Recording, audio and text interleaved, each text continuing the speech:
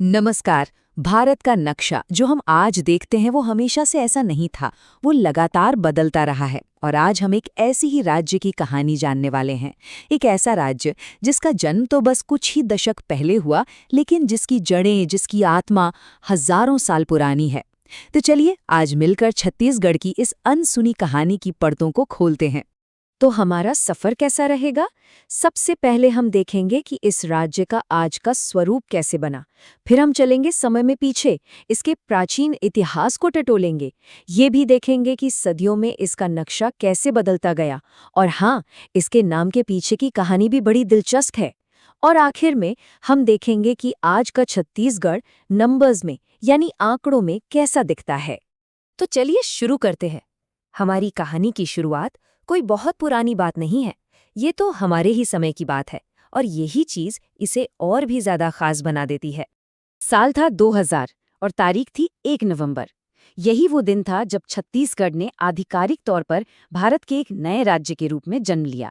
लेकिन जानते हैं, ये सिर्फ एक एडमिनिस्ट्रेटिव डिसीजन नहीं था। नहीं, ये तो इस पूरे क्षेत्र के लोगों की एक अपनी अलग पहचान, अपनी उम्मीदों की करीब आधी सदी लंबी लड़ाई का नतीजा था। तो मतलब साफ है, इस नए राज्य की जड़ें ना इतिहास में बहुत बहुत गहरी हैं। तो चलिए अब जरा समय में पीछे चलते हैं और उस प्राचीन धरती की कहानी को समझते हैं जिसे आज हम सब छत्तीसगढ़ के नाम से जानते हैं। अच्छा, इस इलाके का जो इतिहास है ना, वो हमें मिलता है पुराने ग्रंथों और पुराणों से।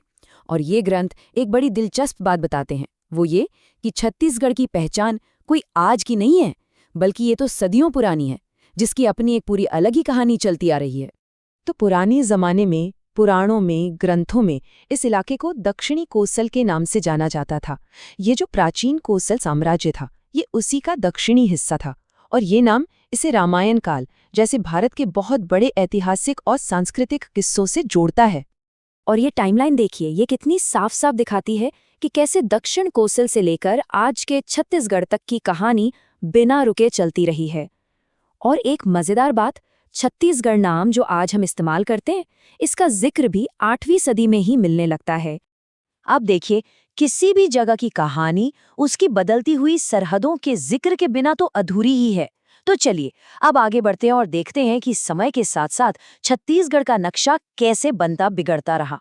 सदियों तक इस इलाके पर मध्य भारत के बड़े शक्तिशाली राजवंशों ने राज किया, जैसे कि हैहयवंशी और कलचुरी राजवंश।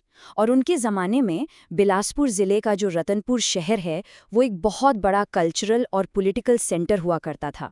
और आज भी वो शहर उस शानदार अतीत की गवाही देता है। फिर आया साल 1906 और नक्शे में एक बहुत बड़ा बदलाव हुआ। उस समय के उड़ीसा प्रांत का संबलपुर इलाका इसमें आकर जुड़ गया। और इस एक घटना ने इस क्षेत्र की पूरी जियोग्राफी को काफी हद तक बदल कर रख दिया। और ये जो विकास की कहानी है, ये आज भी रुकी नहीं है।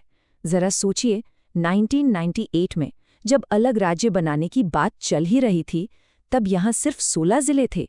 और आज ये संख्या बढ़कर 33 हो गई है। ये दिखाता है कि ये इलाका एडमिनिस्ट्रेटिव तौर पर कितना आगे बढ़ा है। चलिए अब बात करते हैं उस नाम की जो इस राज्य की पहचान है, छत्तीसगढ़। कहते हैं कि इस नाम में ही इस जगह की सांस्कृतिक आत्मा बसती है। जैसा कि हमने थोड़ी देर पहले भी बात की, ये कोई नया नवेला नाम नहीं है।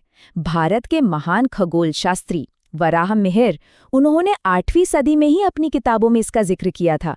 तो सोचिए ये नाम कितना पुराना और ऐतिहासिक है। और इस भावना को मशहूर कवि शुक्ललाल प्रसाद पांडे की ये पंक्तियां बहुत खूबसूरती से बयां करती हैं। वो कहते हैं, यहाँ हमर देश छत्तीसगढ़ आगू रहिस जगत सिरमौर, दक्षिण कोसल नाव रहिस मुलुक मुलुक म सोर। मतलब कि हमारा ये देश छत्तीसगढ़, जो कभी दुनिया का सिरमौर था, पहले दक्षिण कोसल के नाम से जाना जाता था और उसकी शोहरत दूर दूर तक फैली हुई थी। तो इतिहास और संस्कृति की इतनी गहरी विरासत से निकलकर आज का छत्तीसगढ़ कैसा है?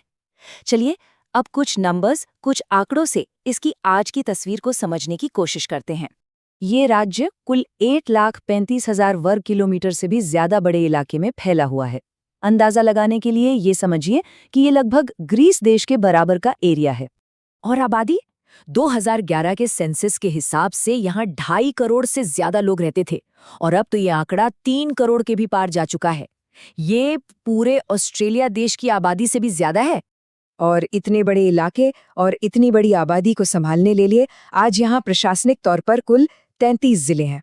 तो दक्षिण कोसल से लेकर आज के छत्तीसगढ़ तक का ये सफर हमें यही तो दिखाता है कि किसी भी जगह की जो आज की पहचान होती है ना, वो उसके इतिहास, उसकी ज्योग्राफी और उसके कल्चर की सदियों लंबी कहानी से मिलकर बनती है।